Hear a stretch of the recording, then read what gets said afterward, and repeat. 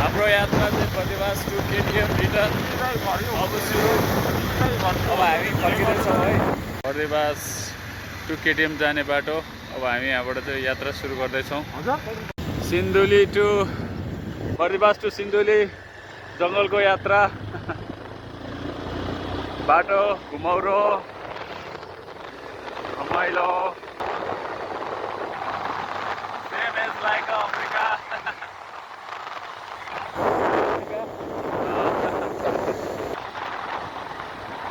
काठमाडौँको यात्रामा यो प्रतिवास टु सिन्धुली जाने बाटो। हामी विमानमा छौँ अहिले, विमान जाँदैछौँ। विमानबाट बल्ल अगाडि बढेपछि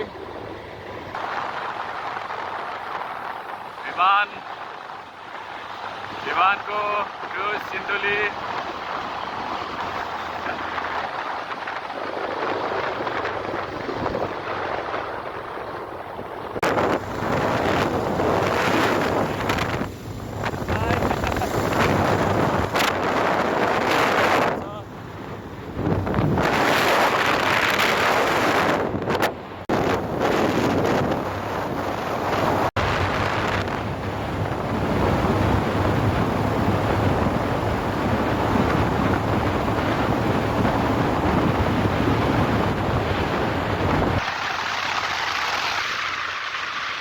अहिले चाहिँ हामी रातो पुल क्रस गर्न गइरहेको छौँ।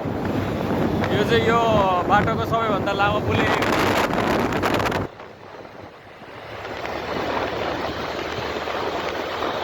गणेश भाइको स्पिड बढिरहेको छ। एकदम यात्रामा रमाइलो भइरहेको छ। हेर्नु होला सबैजनाले। हामी विमानमा गइरहेका छौँ। यहाँबाट चाहिँ पुरा पूर्व जाने बाटो रहेको छ।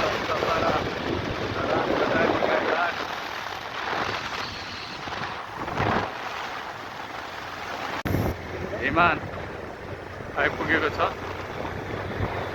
हामी विमान प्रवेश गर्दैछौँ।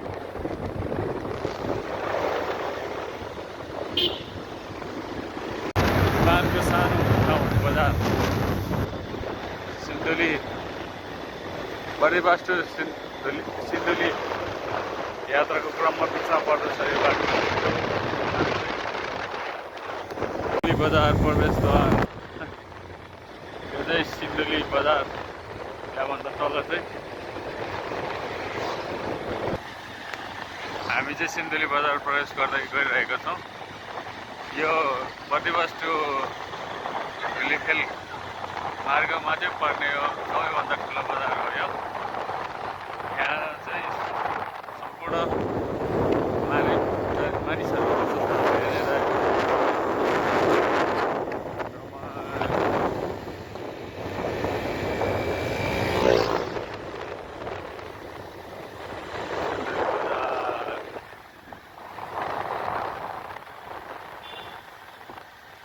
यहाँबाट चाहिँ विभिन्न स्थानहरू भिमान, नारायणघाट, हेटौँडा र काठमाडौँ जहाँ पनि जान सकिन्छ यस ठाउँबाट।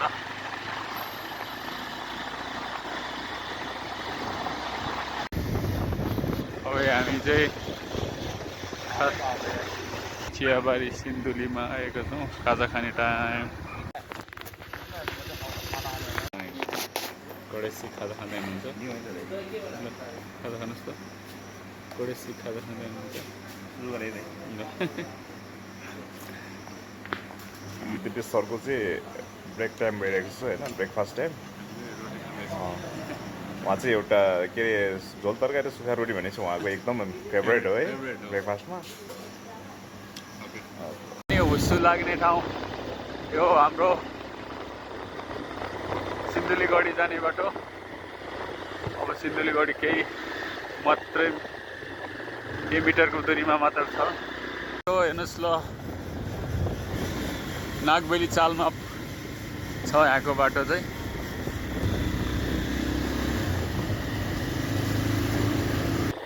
यहाँको मौसम हुस्सु लागिरहेको छ। नागबेली बाटो।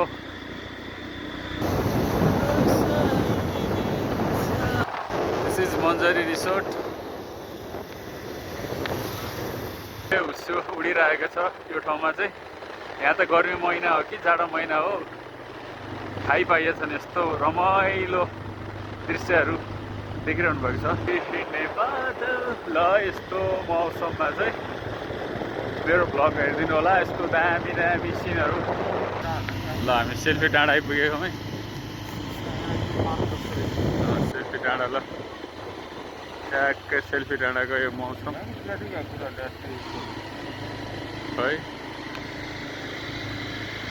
सेल्फी डाँडा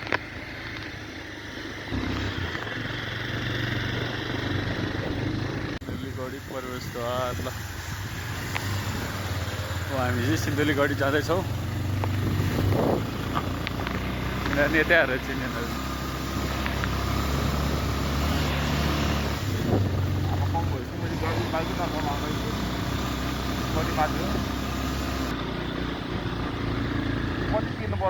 सानो सानो बाटो है। यो चाहिँ हाम्रो गणेश भाइ पुरा भरिएका साथ।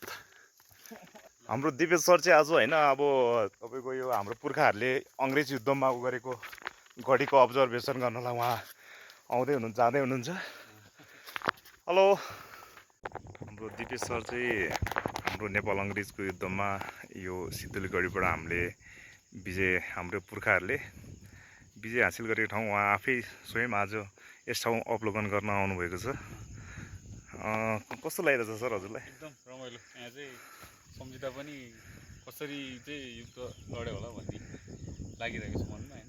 एउटा प्राउडफुल गर्व लाग्छ होइन सर? ल हेर्न हाम्रो पुर्खाहरूले यो अब यस्तोबाट चाहिँ कसरी होइन एउटा अत्याधुनिक हतियारसम्म भएको सेनासम्म कसरी जित्यो होला एउटा गर्व लाग्छ होइन सर हामीलाई? आज हाम्रो दिपेश सरको चाहिँ हाम्रो यो जुन हाम्रो ऐतिहासिक स्थल यो सिन्धुलीगढीको चाहिँ उहाँको आज स्थलगत भ्रमण अवलोकन गरिरहनु भएको छ। कस्तो लागेको छ सर हजुरलाई आजको दिन? हजुरलाई टुर आज जस्तो एउटा आफ्नो पुर्खाहरूले गरेको ठाउँमा होइन सर? ब्याग स्यागमा टक्क बन्दोबस्तीको साथ आउनु भएको रहेछ हजुर है? यताउता हिँड्दाखेरि अलिक बन्दोबस्ती गर्नु पर्यो नि, नत्र भन्दा फेरि आफैले गाह्रो हुन्छ। एकदम सर हजुरलाई चाहिने सामानहरू पनि बोकेर यो कुरोमा एकदम एक्सपिरियन्स चाहिँ हुनुहुन्छ हजुर है? एकदम अनुभवी हुनुहुन्छ सर यो कुरोमा। ल हाम्रो भ्युअर्सहरूलाई देखाइदिनुहोस् त टाढाबाट। अहिले नजिक त खास भित्र त क्यामेरा लानु पाइँदैन होला। त्यही पनि यहीँबाट तपाईँहरूलाई म हाम्रो गढी सङ्ग्रहालय चाहिँ देखाउन गइरहेको छु। हजुरलाई कस्तो लागिरहेको छ सर यो ठाउँको अवलोकन गर्न? हजुरले पुर्खाले हाम्रो त्यो गरेको ठाउँमा एउटा एकदम त्यतिखेर अब एकदम दिमाग पुऱ्याएर नै यस्तो होइन अग्लो ठाउँमा दुश्मनले अट्याक गर्न नसक्ने ठाउँ नै रोजेर बनाउनु भएको रहेछ। एकदम खुसी लागेको मलाई एकदम देख्दा। बुद्धिमानी त हाम्रो पुर्खाहरू पनि धेरै बुद्धिमानी हुँदो रहेछ होइन? एकदम एकदम।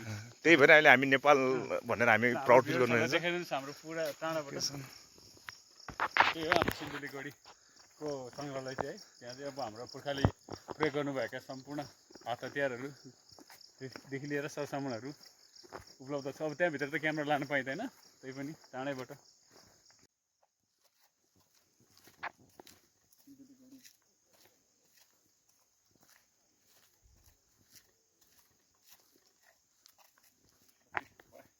सिन्धुलीगढीको यो ठुलो गढीमा रहेको छौँ। यहाँको एरियाहरू हेर्नुहोस्, सम्पूर्ण एरियाहरू रमाइलो एरियाहरू। यो चाहिँ हाम्रो सिन्धुलीगढीको ठुलो गढी। यहाँ चाहिँ झोला बोकेर हिँडिरहेको छ। हेलो दादा। ऊ है हाम्रो गणेश भाइ। कस्तो लागिरहेछ हजुरलाई यो ठाउँ? एकदम एकदम हाम्रो ऐतिहासिक ठाउँ जुन हाम्रो पुर्खाहरूले वीर गोर्खाली फौजहरूले चाहिँ अङ्ग्रेज फौजहरूलाई परास्त गरेको ठाउँ एउटा गर्वको कुरो छ होइन दादा? दाजुभाइको भिजिट चाहिँ एकदम रमाइलो भइरहेको छ हाम्रो टुरबाट उकालो लाग्दैछौँ। अहिले हाम्रो बाटो भनौँ सिन्धुलीको एकदम तपाईँहरू सबै देख्न सक्नुहुन्छ।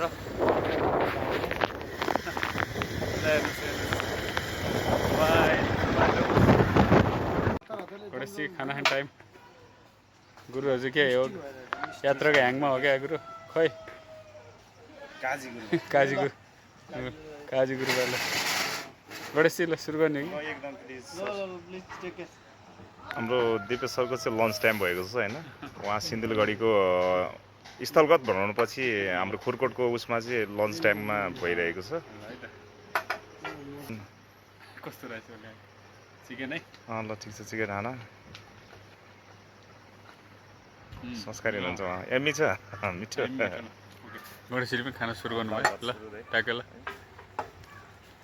हात्तीमा चिरा त भएन नि त्यो थपिन्छ त अहिले दिनुपर्छ ल यो पुरानो चलन हो त्यो ल गुड ल अब हाम्रो एक्सिडेन्ट एरिया सुरु भयो ट्याक्क हेर्नुहोस् ऐनाको यो बाटो है यहाँको बारेमा कसलाई थाहा छ मेन्सन गर्नु होला एकदम हेर्नुहोस्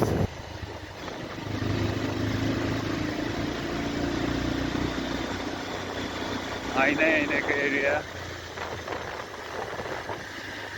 ल जय ल हामी चाहिँ मन्दिरमा कुरोहरू पूजा गर्दै हुनुहुन्छ हामी पनि यसो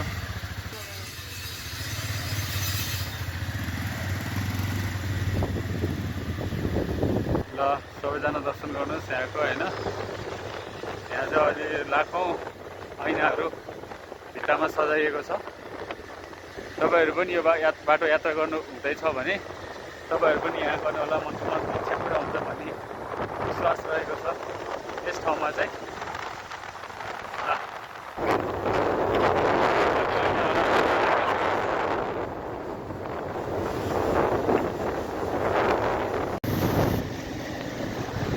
पहिरोले बाढीले यसपालिको सबै ध्वस्त